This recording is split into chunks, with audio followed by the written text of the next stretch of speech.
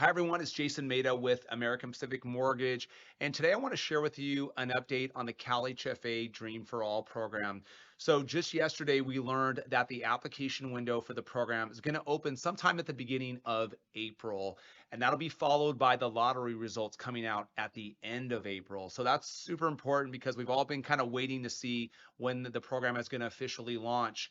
Now, over the last couple weeks, we've got a chance to connect with clients and review the guidelines of the program.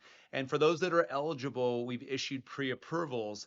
And that's really important because that's one of the first steps in the process to qualify for the program. So as you'll see for the announcement that went out yesterday, your first step will be to connect with a certified CalHFA lender like us to design your pre-approval option and see if you're eligible for the program so that when the application window opens in April, you'll be prepared and ready to go. Now, we're expecting that application window to be open anywhere between 25 to 30 days. And then, like I said earlier, at the end of April, we expect the lottery results to go live. Now, once you do hopefully have a winning lottery voucher, you'll have 90 days to go find a home. And then once you're in an accepted contract with the seller, then that will start the lending process. Now, as I mentioned earlier, we've got a chance to connect with several clients over the last few weeks designing their pre-approval options. And what I thought I'd share with everyone in today's discussion is a little bit more about what we've learned in some of those conversations.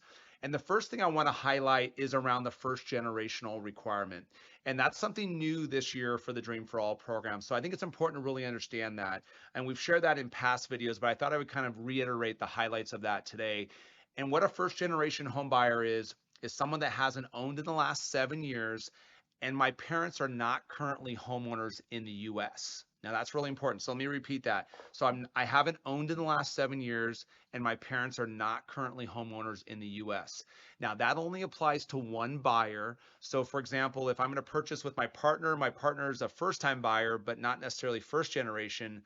But if I'm first generation, then I meet the qualifying, we can still apply together. So really encourage you to kind of check that out. It's from a guideline perspective. That's super important. We'll certainly walk you through that during your consultation. The next thing that I think it's important to understand is that how the mechanics work with the program. This is a shared depreciation program where you get up to 20% of your sales price or $150,000, whichever is less. So an example of that would be is if let's say I bought a home for let's say 750,000, I would receive 20% from the program, which would be $150,000. So in that scenario, I would have a 20% down payment, so I would have no mortgage insurance. Now, some of our clients are looking to purchase at higher price levels, let's say $1 million purchase price, right? Now, the program is going to be capped at $150,000. So if I really want to reach 20% down payment, I would have $150,000 from the program. Now, my maximum contribution that I can provide as a buyer is 5%. So in that scenario, I could put down $150,000 and then $150,000 from the program, $50,000 I can contribute as a buyer to the program and still meet the 20% requirement for no mortgage insurance. So basically the takeaway there is a 5% maximum contribution from the buyer. And then in terms of the shared depreciation loan, it's 20% of the sales price or $150,000, whichever is less.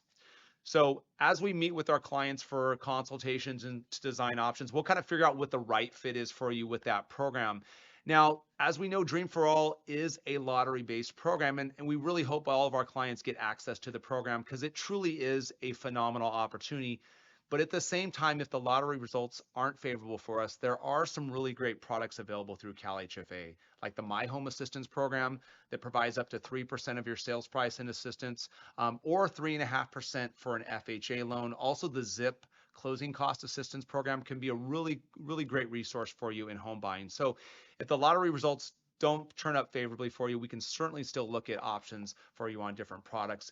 Now, if you'd like to learn a little bit more about the Dream for All guidelines, maybe how your qualifying looks, maybe to start the application process, or even to attend one of our free upcoming workshops, you can check us out at mortgageeducate.com to learn a bit more.